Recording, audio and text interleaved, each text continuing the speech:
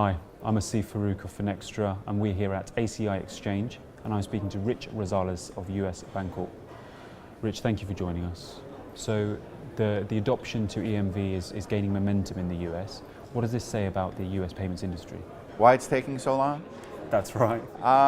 Certainly Durbin has been had a dampening effect on whether or not the US marketplace could even sustain this level of regulation. The price fixing and the availability of fee income on these transactions was being squeezed down to the point where a lot of these markets were not even viewed as even being profitable. I think with the recent decisions that have come down, I think that we are realizing now that this is a market that people want. We realize that this is a market that needs to be more secure. I think EMV has a very strong future.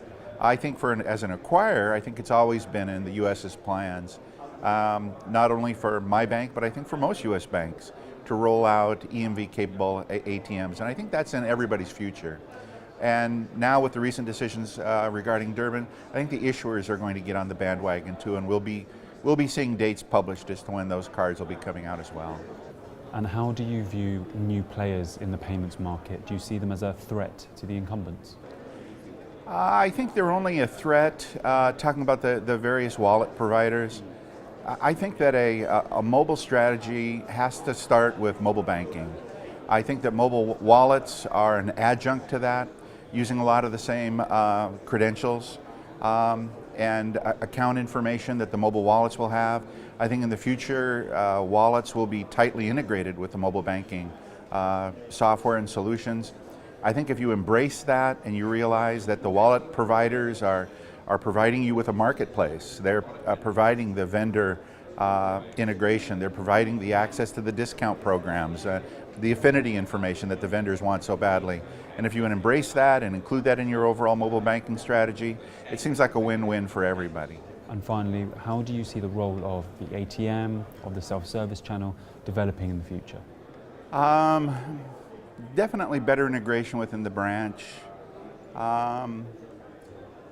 Whether there's going to be a fully functional kiosk in the branch, I think that in the future, branch and brick and mortar prices are going to drive more and more people to using more self-service. In some cases as an alternative, in some cases as a preference, because it's going to be faster and easier to use an ATM, self-service device. But we're not trying to prevent people from seeing a human. I think ATMs of the future will always have that human capability. Through closed circuit television, you'll be able to communicate with somebody. You'll be able to have teller-assisted transactions.